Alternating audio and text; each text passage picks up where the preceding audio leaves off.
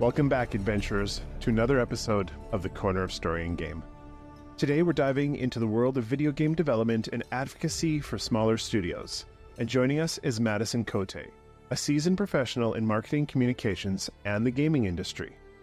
Madison wears multiple hats, from her role as the executive director at Interactive Arts Alberta to her work as the marketing and business development consultant. She's also deeply involved in promoting inclusivity as a Women in Games ambassador. Madison, thank you for joining me. Yeah, thanks for having me. It's really exciting to be here. It's more exciting for me. I wanted to chat with you because GDX is coming up here in Edmonton, but in a broader scope, you have done some work with advocacy in games and supporting smaller studios. You've founded your own smaller studio, founded Cozy Comic Games. So I want to pick your brain about all these things. But before we do, I do like to set kind of the stage, a foundation, your origin story. How did you fall in love with games? How did you move from political science and marketing into video game development advocacy and founding your own studio? How did all this happen? Yeah, I know it's the only time that we get a shout out for political science, so appreciate it. I think for me, there's a direct link between political science, as a social science. And one of my professors said it's the study of people. And I think it was still called capital X then. So that'll date me a little bit. In between Klondike days proper, capital X, and K days now, I had an opportunity to work the Nintendo booth. And that had been kind of like a little kid dream. The first time I remember them showing off Wii Tennis, and I was like, this is the coolest job that you could ever have, to just play Wii Tennis for 10 days and have a good time. So I worked that for the launch of the 3DS, and that was my first experiential marketing job. So my background is primarily experiential marketing, so trade shows, guerrilla marketing, where we just show up and hand stuff out for free to people. But my first one just happened to be in video games. And I've since then done the launch of the Xbox One. We have done more Nintendo things, some really fun stuff that Nintendo's done over the years, but definitely a lot of like car shows, things like that are a little less nerdy, but it makes it definitely interesting to see what the general public really responds to. And that translated very easily into, I have all of this field experience. Now, how do I take that to sort of like an agency mindset? For me, I really started mostly in post-secondary marketing. So marketing within our own institution, which this was kind of the real like moment where I had to admit I was getting old because Gen Z or Gen Z was definitely, they wanted to be marketed to differently. There was that desire for authenticity and not just throw anything in front of them and they'll take it.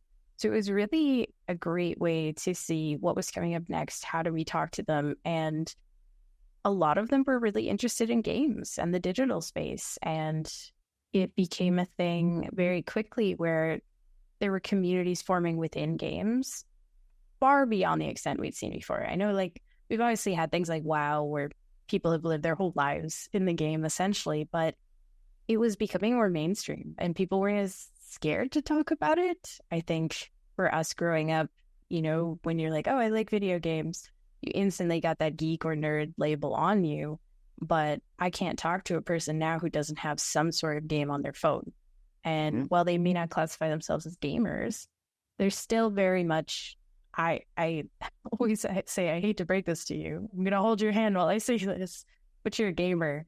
And it was definitely a very big shift from even when I was in university. And it was kind of this like, still almost like unbelievable part where people were like, oh, girls play video games, which now, it's been reported over and over again that 51% of gamers are women. So it is something that just kind of naturally progressed. And then professionally, when I joined the Edmonton Screen Industries office, I started as their communications coordinator. And primarily that was because I did have a background of knowing some of the local game developers. And I also hosted my own Twitch show back then, which was called Get Gaming. My on-screen name for many years has been Glass Eye Tiger or Get. So we just started with Get Gaming Yeg, and I started interviewing some devs. Some of those are very embarrassing, as I knew nothing about the development side. I just knew the fun side. And I remember asking about engines in like the most embarrassing possible way. So there were a lot of really patient game devs who have taught me a lot over the year. Since then, I've, made my own Flappy Bird clone, things like that. But it definitely was just sort of this natural transition of where I found to be kind of interesting. And the marketing side opened up this position, which then moved towards business development, which led me to, other community development organizations across the city of Edmonton, and then now into this kind of provincial focus, specifically on games. Wow. So do you do marketing or any communications work or any activation work for anything outside of games at all, or is it all just game world now? I mean, I'll provide advice. I think I'm even out to date on some stuff now. Like, it's amazing how quickly it moves. But with the downfall of Twitter, people have siloed even more. So there's very specific marketing that, would work on millennials, but they're never going to see that for the kids coming up now in Gen Alpha as well. So there is kind of like a piece there where I will connect people with who I know are doing an amazing job. Like, I know people who are fantastic at TikTok. I know people who can do YouTube shorts, which surprisingly very different than just TikTok content. But it's definitely something where I act more as a connector now rather than hands-on advisory kind of things. But definitely it's very easy to just fall into games. But we do collaborate with a lot of other nonprofits. So if they ever have questions, we're more than happy to tell them like where we're finding an audience, what we're seeing really resonate, especially at that local level. Nice. I'm just curious because it's another Edmonton local, interesting company headed by powerful forces. Have you done any work with Story City? Are you familiar with Story City? Yeah, they're fantastic, and Emily is so passionate, and it's been wonderful to chat with them as they've grown over the years. Like, I remember when they first introduced, and like Emily's just like this positive ball of energy, and I was like, okay, so this is super cool. How do we get involved in this? And so we did have them at GDX in 2022, and then we've just been helping follow their journey, see where they're expanding to. Now that they're kind of including Calgary as well, it's great to see the cities kind of embracing them and acknowledging that we can still have fun. It doesn't all have to be serious games. Yep. Very cool. Okay, well, before we put the past to bed, I'm also curious, did you play games as a kid? Did you play video games, board games, tabletop role-playing games, or are you into any of the game scenes? I think I was born with a controller in my hand. My dad was a computer teacher, so that'll tell you that. Oh. Definitely, I have an older brother and sister, but having an older brother as the oldest and a nerd dad, they had it in television, right? Which so very much predates me. I'll make myself seem a little young there, but for me, really like fully remember and actually playing something and like I understand this and how this works, not just like I jump in Mario and die over and over. Super Star Wars on the Super Nintendo. That was my first time of like, I am actively playing this game and I have goals. I recognize this. I could do a double jump, that kind of thing. Okay, we're going to dig into the advocacy, but we mentioned Cozy Comet Games. How did you come to be part of founding a studio? How did that happen? Yeah, Cozy Comet is a really exciting thing. Originally, we had started it, my partner and I, and we knew we didn't want it to just be us. We had some folks come on kind of at like the contractor level to really get some things started. And this was just last year. Like, we're pretty brand new. So I will add that. So I know you've had folks on your show who are like, even like Trent, like basically had my whole life in games. But so I've had people on who have just started studios in the last few weeks too. So totally. both ends. Yeah, so we're on the newer side, and we saw this program. It's called Baby Ghosts, and they're an accelerator out of Toronto that is really focused on supporting marginalized and more kind of cooperative-minded folks and studios. So my partner being a person of color and me being a woman, we went, I think this makes perfect sense. All of our contractors as well have some sort of marginalized background at the time.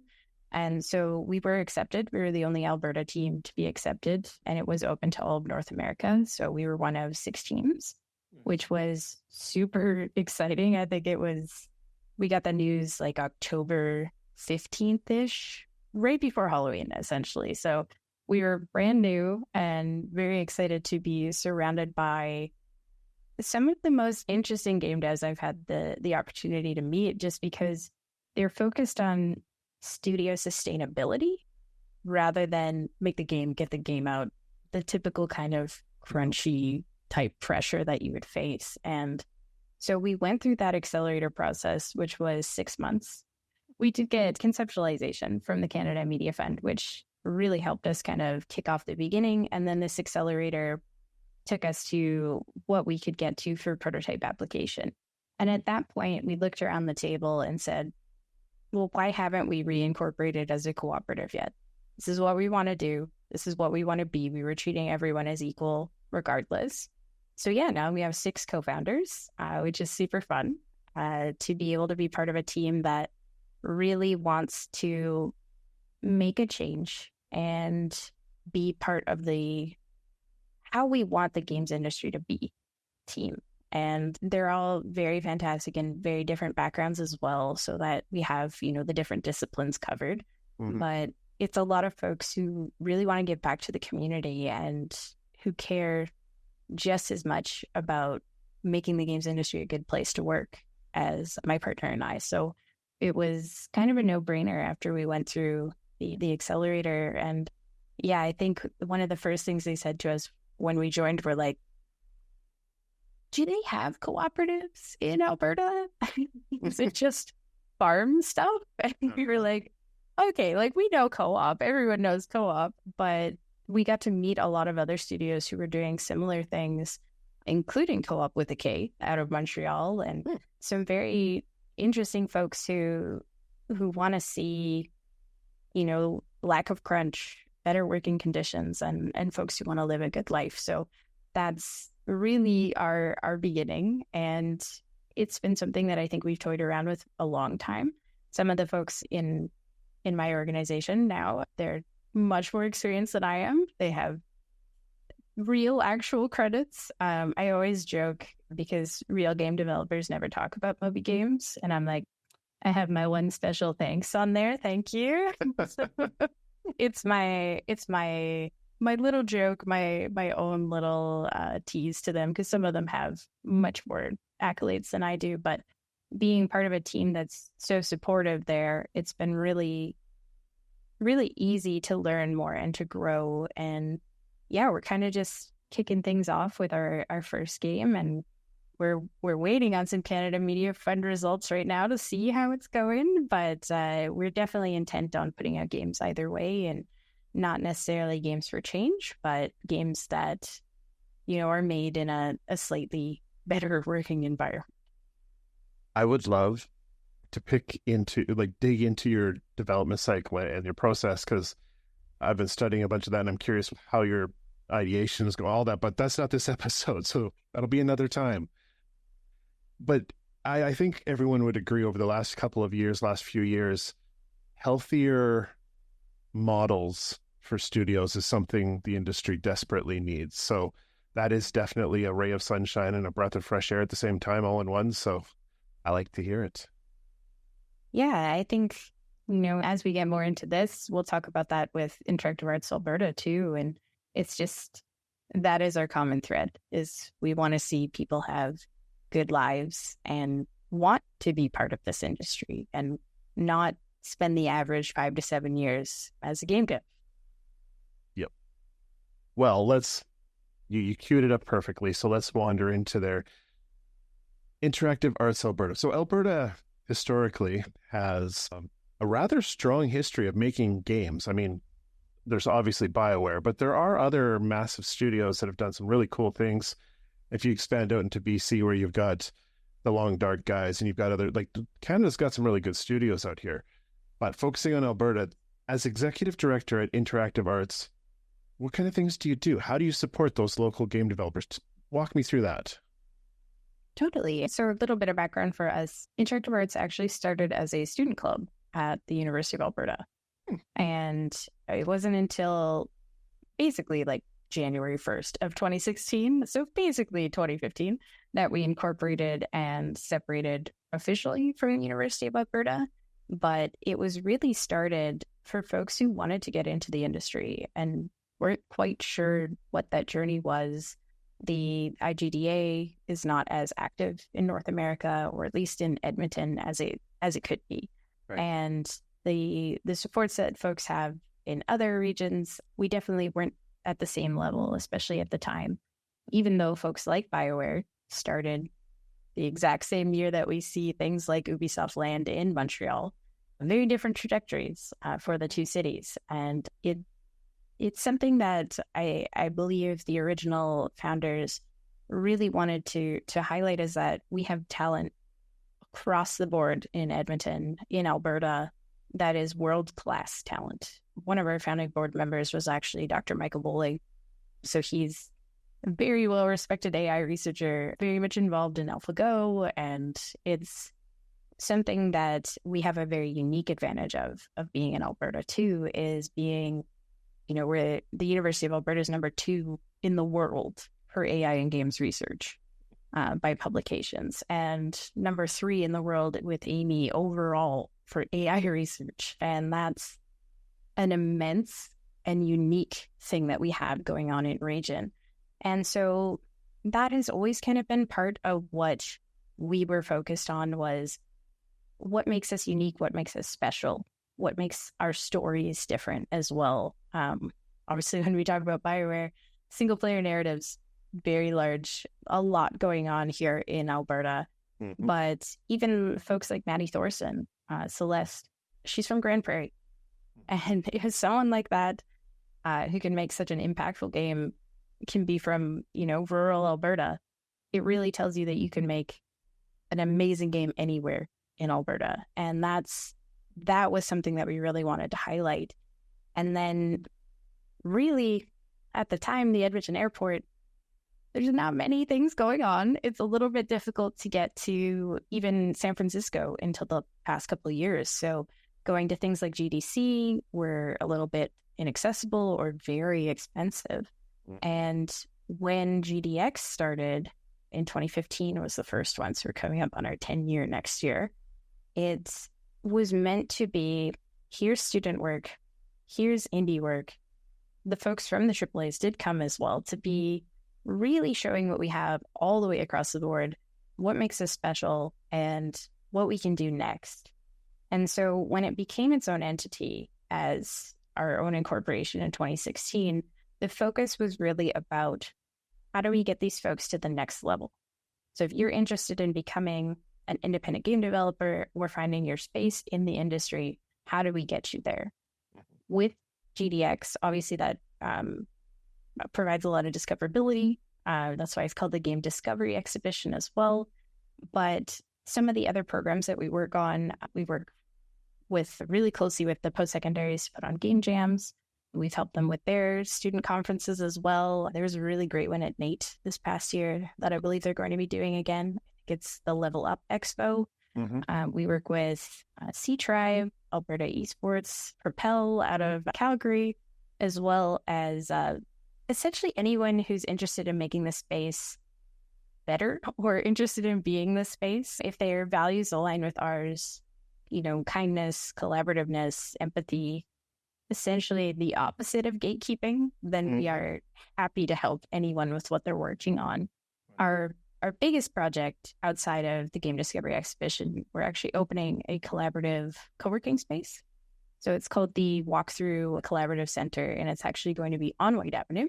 Oh, cool. So the exciting part is we're going back to kind of where games started in Edmonton. You know, the original BioWare office just down the street with our friends from Beamdog. Mm-hmm. Humanoids across the street from us, so Casey Hudson's Day Studio.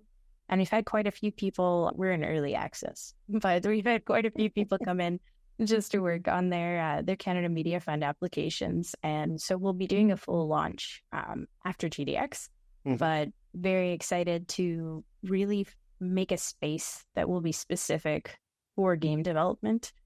We fall in between culture and tech. And so sometimes the folks, especially at indie studios, they need a little bit more guidance, maybe on the business side, but not all business side. And it can't be all kind of that tech bro aspect, but they still want to know about VCs. And so we kind of try to find that balance, also connecting like the artistic community there so that we have artists, we have 3D animators, we have musicians, and a ton of other organizations that are able to kind of network and bring that together, because I think a lot of people obviously know institutions like the University of Alberta for computer science, but we don't really talk about all the fine arts and the other pieces that go with it. And now all the other pieces that go with the game industry, like community management. And that's something that you can't do in a silo. And like we talked about earlier, just even TikTok, learning that by yourself, that's exhausting. Yeah, no doubt. So we kind of touch on a few different ways of supporting indies, whether that be, you know, helping you with your Canada Media Fund application, or just even talking about, you know, what's new in Game Maker. It's something that we really want to be accessible to everyone, rather than, you know, you can join this, it's only $20,000. So accessibility is our biggest focus. And right now, this will be the pilot in Edmonton. We're hoping to bring online content to the rest of the province, and then potentially look at opening up further locations as it's needed. For folks like Lethbridge, they're very good at VR. So we would need quite a lot of VR space to get things done. So we've definitely chatted with the communities, and there's a desire to definitely bring people together and see what we can create together. Very cool. Have you gone and checked out the mocap studio at Nate? Yeah, we did a couple tours of it last year as part of GDX. GDX, the conference portion's actually held at Nate. So they do a really fun piece for us last year where we got to play with swords and see how that looks. And then this year we're also hosting it at Nate. So we'll be doing some visits there, as well as they have, they use Unreal Engine for some of their emergency simulation, kind of like fake ambulance bay things. So I think it would be really interesting to show folks what that looks like. So definitely going to take a peek at Nate, but their mocap, I think people don't know how big it is. And I think it was the largest one in Alberta for a long time. And it's accessible, right? Rather than having to fly to Vancouver or Los Angeles or something like that. It's just right here, you know, in the city. So cool. Well, you mentioned GDX. For somebody who's never been before, somebody who's not from around here, who's not going to make it, quick, walk me through, what is GDX? What happens? I mean, I know, but let's just break it down for me. For sure. I think because it's grown so much, it is something we constantly have to talk about, because obviously it grew from a student event, right? So GDX in 2016 had about 1,300 people. This past year, we had 46,000. So it has grown quite a lot. This next year, we're actually doing all 10 days of K-Days. So we're estimating about 100 to 150,000 attendees this year. And there is a little bit where it's difficult to explain because it's split into two halves. It did used to be one big event where we'd have the conference and exhibition at the same time. A lot of the exhibitors didn't enjoy just exhibiting, so we did break those apart. So we have 2 days that are dedicated solely to professional development, kind of your basic conference talks. It's very much focused on folks who are at least somewhat familiar with the industry. We don't do like the very, very intro ones, as we have student conferences that can cover that piece. But there are definitely like talks that are accessible to everyone. There's never going to be a talk that you have no idea what's going on in it. We're super excited too, because we just announced our keynote speaker, Rami Ismail, who, is a world-renowned indie developer and a huge diversity advocate. So we're really excited about that because it fits really well with the 4 summits that we do. So last year we did have 3 summits. This year we have a new summit. But the ones that we're bringing back, we have the Indie Summit, which gives you a lot of tools, a lot of tips, a lot of tricks for being an indie developer. We also have our Artificial Intelligence and Machine Learning Summit. As discussed, we are quite good at AI here in Alberta. So we do like to focus on what makes us special, what makes us unique, as well as, the ethical side of things. So we definitely talk about, how AI is used in gaming already, what it could be used for, and what we're not big fans of. We're not shy of definitely talking about some slightly controversial topics here. But the other 2 summits, Building a Better Games Industry, really has a lot of our focus on EDI, so equity, diversity, and inclusion, as well as accessibility. And then relatedly, the newest one is actually the Indigeneity and Diaspora in Games Summit. So that one kind of grew out of Building a Better Games Industry so that it wasn't focused on just, here's a panel of women, here's a panel of people of color, let's ask them all of the horrible things that they've been through. And that tends to be it at every event that we go to. And so by having this summit, we really want to celebrate the successes. We will talk about the challenges, but we want to highlight the people who are involved. And it's already such a small community that we really want to ensure it's being highlighted for how amazing their work is. We have these fantastic entrepreneurs or people working at these studios here who are from, marginalized or underestimated backgrounds that don't get featured as much as some of the other folks. So we want to make space for that conversation, whether that be about the positives or the challenges that they go through. And that kind of wraps up the conference portion of it. There'll be a ton more speakers that we'll be announcing shortly that folks can check out, but definitely it'll be folks from across the industry. We do also really highlight local because we want to make sure that we are acknowledging we have some of the most talented folks in the world right here at home, which we're very spoiled for that. So we definitely include local folks from all across Alberta. We have quite a lot of folks coming from BC this year as well, some Montreal as well. Just we like to make sure we have quite a wide variety of views. And then with the exhibition, that actually takes place from July 19th to 28th and kicks off Video Game Week. So we have the annual Video Game Week that we do. So the high-level bridge will actually be lit up for Video Game Week. We do a proclamation and get people really excited about it. And that's when the exhibition opens at K-Days. And typically in the past, we've done the first 3 days. So the Friday, Saturday, Sunday. This year we're doing all 10. So it'll be quite a lot. But with that, we have about 30 indie studios and they'll be rotated. They have 3 different move-ins so that, indie developers get a chance to not be talking to people for 10 days straight. They're not exactly the most extroverted folks, but we also have a board game lounge. We have an esports free play and casual tournament space. And we kind of just have this vibe of what is your actual market fit? Because you get everybody at K-Days. You get, a brand new baby all the way up to like 100-year-old person coming through. And the big perk of that is that you will really see who gravitates towards your game and who has no interest in it.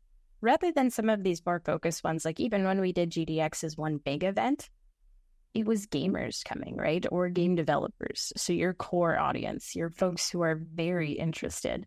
So this way you get literally everybody, which is very helpful for when you're trying to figure out, well, what kind of TikTok should I make? Or where should we promote this?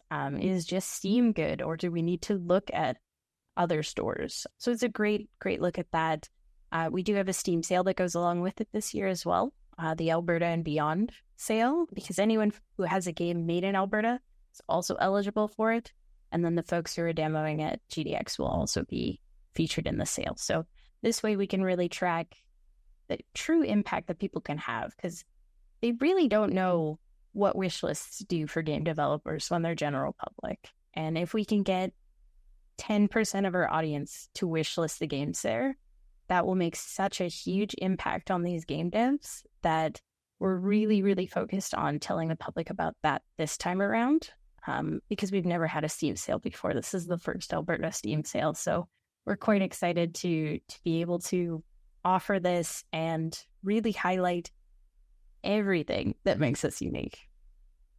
That's wild. I'm gonna wish list everything. I love the fact that not only like you're offering the public can come and check out this and have fun. It's like a convention, but you're also giving the indie studios a chance to do market research and to test stuff and to talk to people, get feedback. And that's really cool that it goes both ways there. You don't see that often at trade shows. Usually trade shows are one-way communication. I worked a lot of trade shows.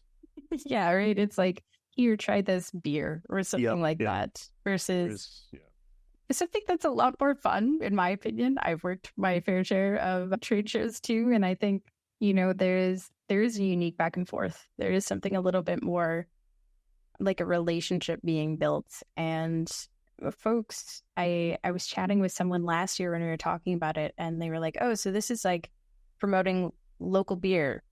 I can buy local games. And you're like, 100%. That's exactly what it is. And, they're typically not the $90 games. Obviously, we have some studios who make those here, but it's something super accessible. Some of them are free to play.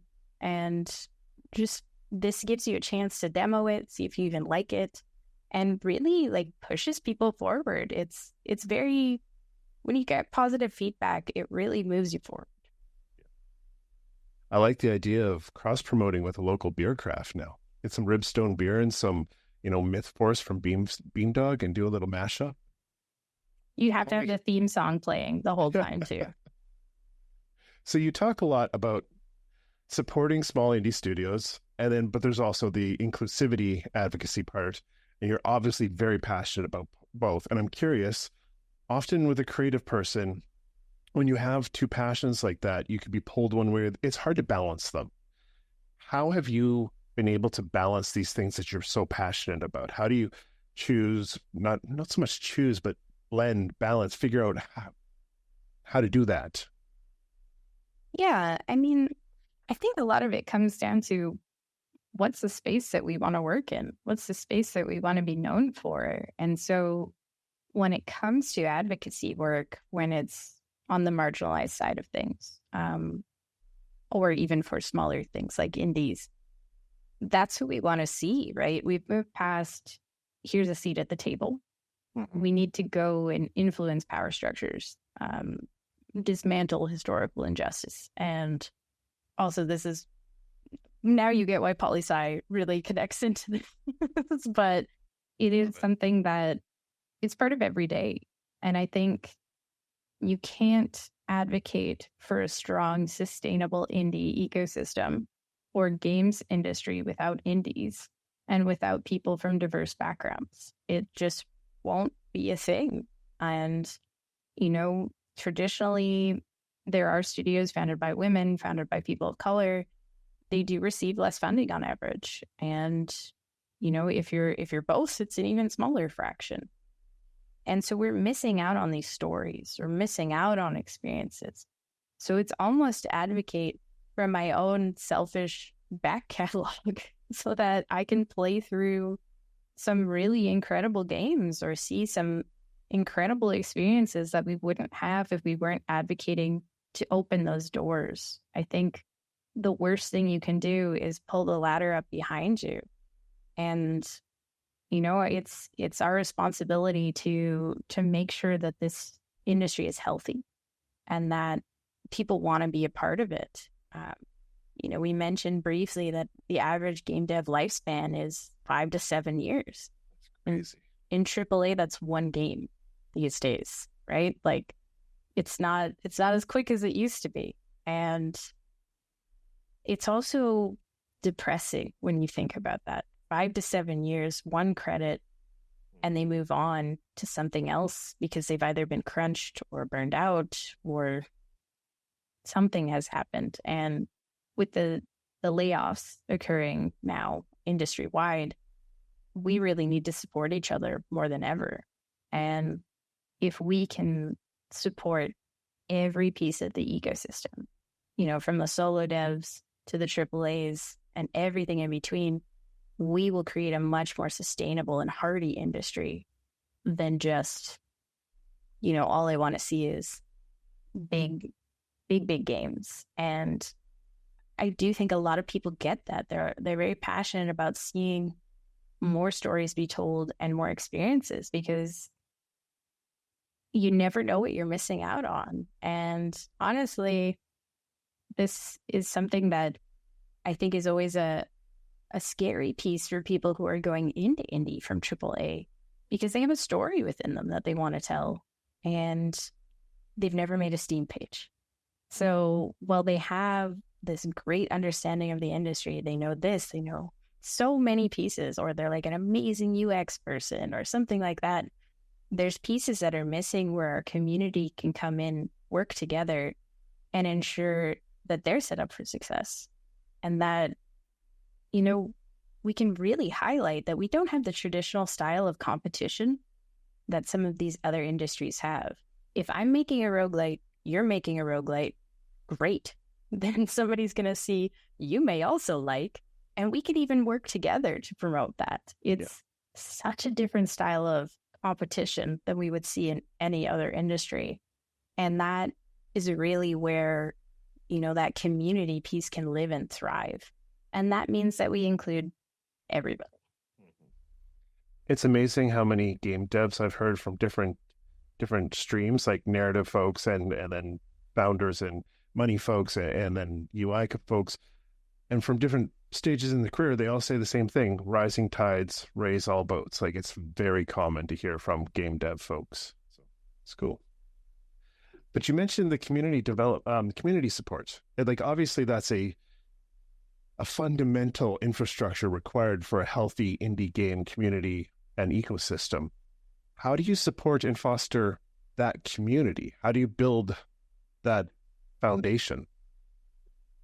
It's been tricky, I will say, and we didn't do a great job during the pandemic. I think that was probably our weakest point as an organization, of really just everything kind of fell by the wayside. The Discord gets neglected. Online events are expensive, so it's hard to figure out how to do that. And, we were lucky to partner with some folks. And when I was at ESIO, we started Edmonton Direct. So that became half esports tournament with the Alberta Esports Association. And then the folks from Interactive Arts Alberta, which it wasn't a part of then, actually whitelisted that. So it was essentially a mini online GDX. And, just cutting together the promotional trailer where we're showing Dragon Age next to the games that just came out of the University of Alberta certificate program. Everybody was just hyped and excited for each other. And it's creating opportunities for them to be together that have been really where we've seen the most success lately. And part of that's online. There's a significant amount of people in the games industry who are immunocompromised, who can't attend, large events at all unless everybody there is masked up. And there's a lot of problematic pieces in the games industry that, the pandemic really highlighted. Like we talked about, there's a lot of gatekeeping, there's a lot of discrimination, and there's a lot of grifting. And folks who, think of the games industry as a quick and easy way to make money, which, as I'm sure is not the ideal industry. And, we have VC people come in, start sniffing around, and they're used to, sticking a shovel in the ground and getting 10x. It's very different when it comes to games and that support. So even giving a place for the venting is definitely helpful for folks. But where I've seen people really come together is helping each other with funding, because there is a severe lack of funding across this industry. Canada Media Fund-wise, we receive significantly less than film and television. Part of that is because the film and TV companies like Bell, et cetera, fund part of the Canada Media Fund.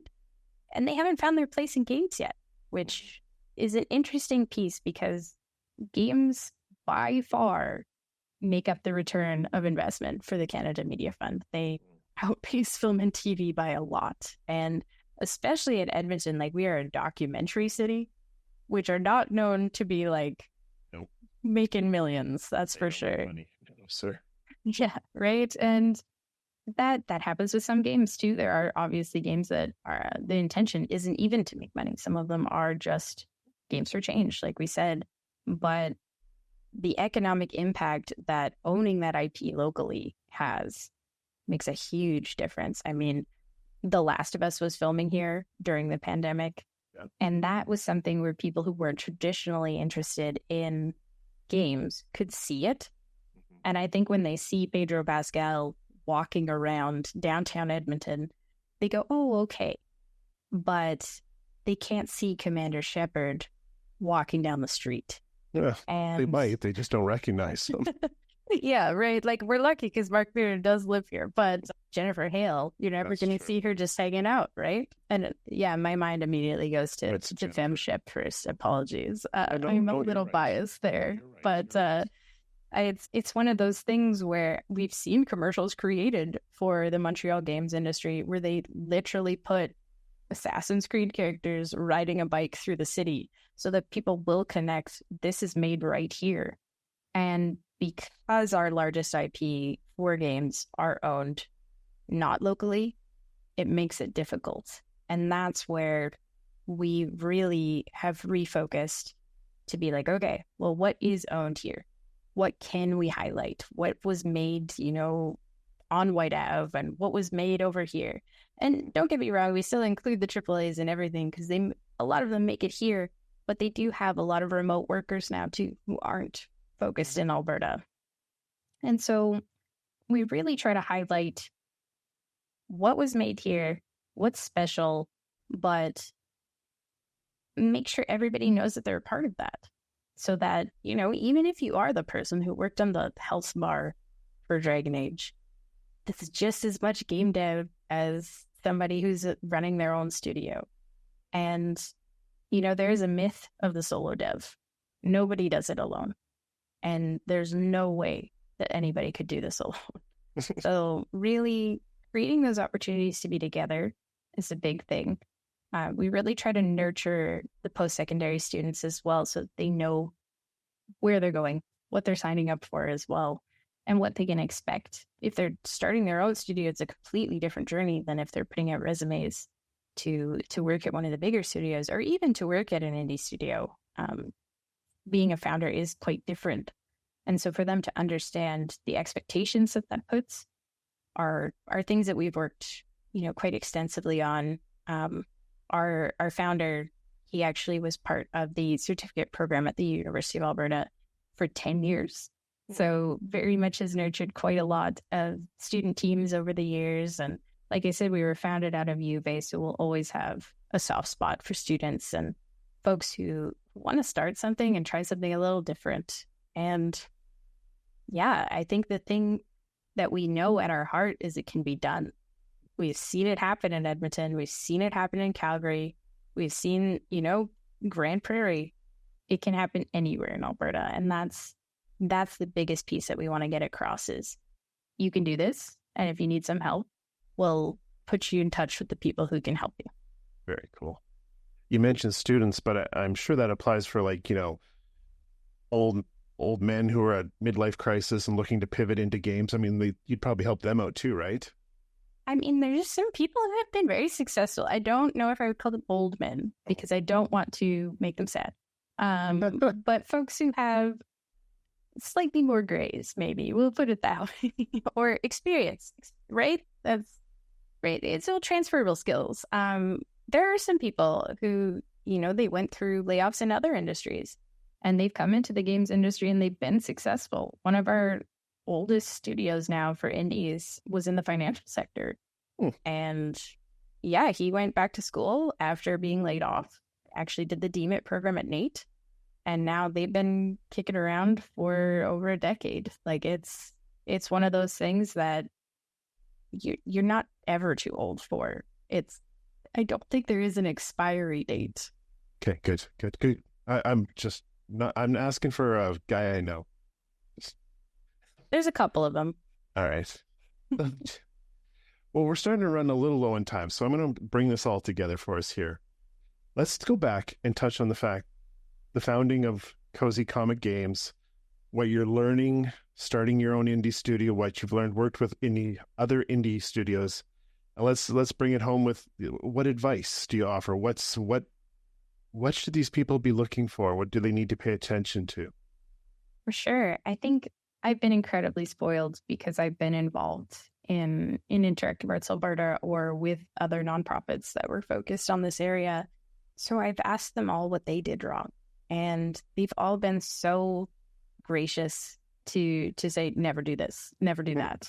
Trent especially, which like he has been so fantastic to so many indie teams. And I've really appreciated that. And, you know, the folks who made Life Goes On, they've split into separate studios now. So even how that process went for them, the 33 Games who made Atomic Run Gun Jump Gun, how they were one of the first studios to get Canada Media Fund back when it was more, you had to be experimental to get funding. And yeah, they've guided us on what not to do in our applications, what to make sure that we include, rather than us kind of stabbing in the dark. And I think the biggest thing and the most important thing that we've done is we've talked about us as a studio and we've talked about our game. Because once you get into that development cave where you don't tell anybody anything about it, you may end up making something that's not very fun. It may be fun to you, but it may not be fun to the rest of the world. And games is an export market, right? You can't survive in just the local market, let alone just the Canadian market. So you have to keep other folks in mind. And that has been a big part of it. And actually through Interactive Arts Alberta, we've been working to get partnerships in the other regions. So we have some connections into Asia, into Brazil, into Europe, so that we can say, does this sound a little too niche? Because our game, especially, it does have some diaspora stories in it and some BIPOC stories that we want to make sure will resonate, but not erase identities. So that piece of the Canadian experience will be in there, but not so much that, you know, there's maple syrup and a beaver and things like that. Saskatoon berries. For sure. But yeah, I think to wrap that up, it's definitely working with other folks and not creating in isolation. All right. Well, if somebody's out there listening to this, they live in Alberta, they're thinking, hey, I got a couple friends, we got a cool idea. Let's found a studio. What is step one? Don't take us just one step. How do they start? They can find the community and start chatting. You don't immediately have to incorporate, but I do encourage folks to look into what that process is. What does it take? Do you need a bank account? Do you need all of these other pieces? If you're applying for Canada Media Fund, you will need to incorporate. So having those steps in mind, knowing what you want to do, how big you want to take it, and then reaching out to the community, either finding the remains on Game Dev Twitter. There are some Discords as well. You know, we have a GDX Discord that folks can reach out to. We're at Alberta on literally everything. So you can tag us in anything and we will point you absolutely in the right direction. And there's a ton of supports after the beginning that once you're cruising, you can definitely connect with more some of the larger associations across the whole country. Cool. Okay, well, that's going to wrap up the serious theme stuff, but I do have a number of questions I'd like to take us home with here. And the next question is a question I ask everybody who comes on the show. Doesn't matter what you do and what industry you're in, board games, comic books, video games, tabletop role-playing games. And it's a little out there, so bear with me. This question is, in my opinion, there's a magical space at the intersection of obviously story and game, but also fiction, improv acting, comedy, interactive live action role-playing games. And in this magical space, we can all just hang out. We all just get along. There's a shared language. There's a community there that exists without having to be forced. If you agree with me, and not everybody does, but if you do, what is the magical thread that holds all this together? I mean, it's going to go back to the political science connection. It's people. The thing that brings it all together are people and human beings that are making these experiences. Because without the creators, we would have nothing, you know? There would be no laughs at comedy. There would be no video game experiences. Life would be so boring. So I think really the folks who are willing to put themselves out there to make something, and those folks having a good life, is the thread that brings it all together. Because without the sustainability and us supporting those creators, they wouldn't be able to do what they do and bring joy to so many people. Beautiful. I love it. Great answer. Perfect. Okay, quick fire. I want to ask a couple quick fire just to get to know you a little better, and then we'll be walking out the door. So don't think too hard about these. Just top of the mind. What are you reading these days? Okay, so I'm an audiobook gal. That's still reading. So it's very long on audiobook, though, because I'm going through A Storm of Swords, the Song of Ice and Fire series, or Game of Thrones for folks, because House of the Dragon is back, and I've never read the books. So yeah, we're through. I only have 3 hours left of book 3, and if you've looked at the audio length, it's like 40 hours. So we're almost there. Wow. Okay. What are you playing these days? A lot of Horizon Forbidden West. Interesting. Yeah. Okay. All right. Last one. If your essence was perfectly boiled down and injected into a game, and this could be board game, tabletop role-playing, or a video game, what game, what world, and what would your race and class be? Well, neither of the games I mentioned.